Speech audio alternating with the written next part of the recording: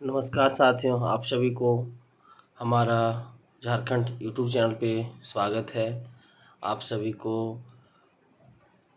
ये चीज़ फिर से देखिए, Vinoba Bhave university BA part 1 semester 2 के मध्यकालीन भारतीय इतिहास दिल्ली सल्तनत, अर्थात मध्यकालीन भारतीय इतिहास में हमारा दिल्ली सल्तनत का एक बहुत ही बड़ा वर्चस्व था।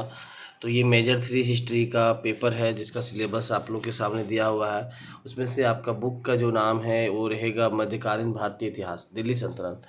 तो इसमें से सबसे फर्स्ट हम लोग को नीट में करना है भारत में तुर्क शासन की स्थापना। इसमें ए है कुतुबुद्दीन ऐबक और इल्तुतमिश, और सी में है आपका बलबन।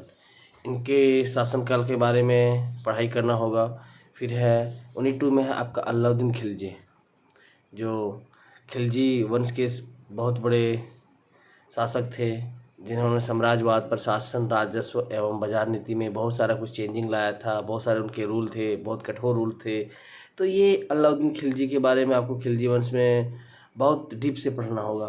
फिर यूनिट 3 में धर्म एवं संस्कृति। उसमें क्या था कि मध्यकालीन भारतीय इतिहास में जो दिल्ली सल्तनत के था ना, कि उसका धार्मिक एवं संस्कृति क्या था। तो धार्मिक तो उसमें था कि मुस्लिम धर्म को लोग ज़्यादा अपना रहे थे और लोग उन्हीं को ज़्यादा मानते थे, क्योंकि उसमें दिल्ली सल्तनत में मैक्सिमम मुस्लिमों ने शासक किया है। तो फिर ये उसमें से है आपका सूफीवाद और भक्ति आंदोलन। ये बहुत इम्पोर्टेंट है, भक्ति आंदोलन, जो भक्ति को लेके आंदोलन चला था, और एक सूफीवाद। तो ये भी आपको पढ़ लेना होगा। फिर यूनिट 4 में है आपका तुगलक वंश।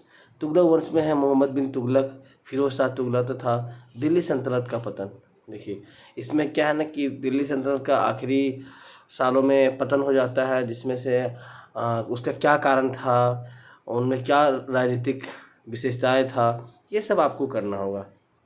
फिर यूनिट 5 में विजयनगर का साम्राज्य।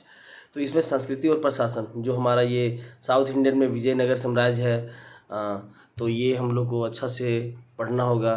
तो बस यही 5 यूनिट है। आप 5 यूनिट अच्छे से कर लेते हो तो आप अच्छे मार्क्स ला पाएंगे, और उम्मीद है कि आप कर ही लेंगे। तो ये मेजर 3 हिस्ट्री है जो सेमेस्टर 2 का है। तो ये सिलेबस आप कवर कर लीजिए, बाकी बात रिजल्ट तो आपका अच्छा ही आएगा। चलिए, धन्यवाद आप सभी को।